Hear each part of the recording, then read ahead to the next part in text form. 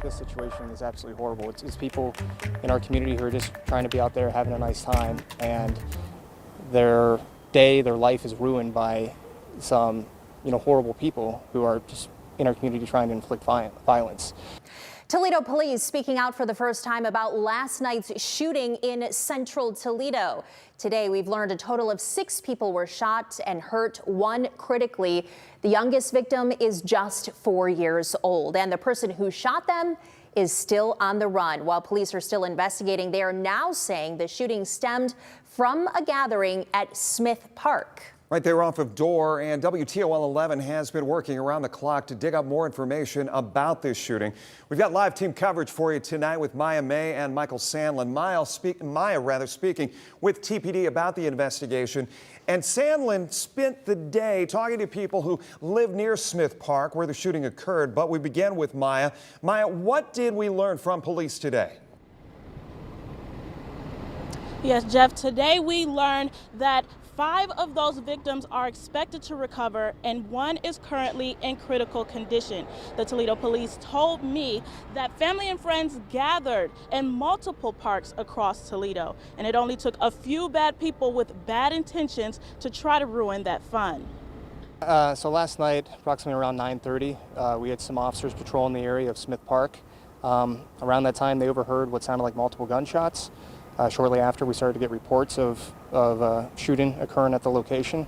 When police arrived, they found 38-year-old Brandon Denwittle, plus a 15-year-old and 16-year-old suffering from gunshot wounds.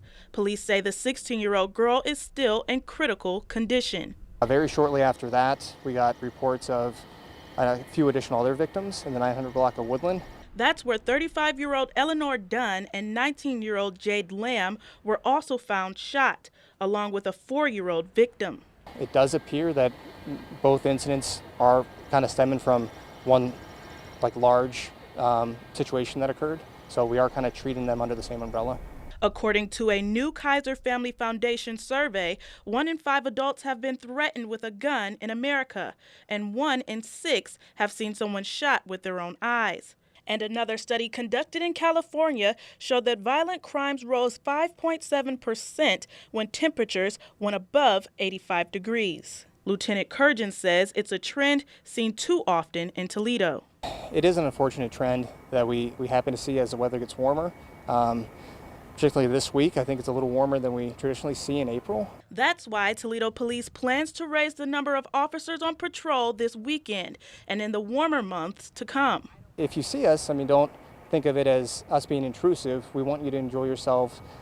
We view it more as like community policing. If we're around the park, we want to talk, we want to get to know you and your family, we want to engage, and on the off chance you happen to notice something suspicious while we're there, we encourage you to let us know. The Toledo police are still looking for suspects, and if you have any information, they encourage you to call 419-255-1111. Reporting in downtown Toledo, Maya May for WTOL 11. And people in the Smith Park neighborhood are reacting to that violence that happened just feet from their homes. Michael Sandlin talked to a few of them today and joins us live from the Scott Park police station nearby. Mike, is this kind of thing, according to these neighbors, common for their area? Melissa, residents say that 9 times out of 10, the Smith Park neighborhood is peaceful, and the residents there are friendly and helpful. But they say during the times when violence does happen, it really upsets the people trying to maintain the peace. Now, they say that it's not actually the residents themselves who are causing this violence. They say that they believe that it's people from outside of the area who are causing this behavior, not using the park for its intended purpose.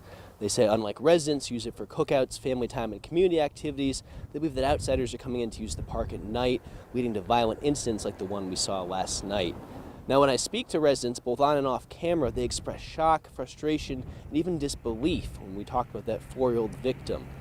Now, a few of the people I spoke to said shootings like this one have gotten to a point where it's a breakdown in parenting. And they say that not teaching kids from a young age about the value of community and not keeping them busy after school is one of those biggest issues. There's a way you can fix it. Give these kids something to do.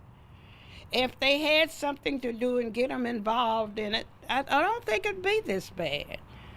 We got to offer them something. We're not offering them anything but more violence. Now, last year, the city of Toledo offered hundreds of programs for kids, some of them free. This year, in just a few weeks, we're going to find out about the programs as well. Reporting in Central Toledo, Michael Sandlin, WTOL 11. This is a story we will continue to learn more about as the investigation continues. Stay with us on air and online. Be sure to have the WTOL 11 News app also to get alerts sent right to your phone.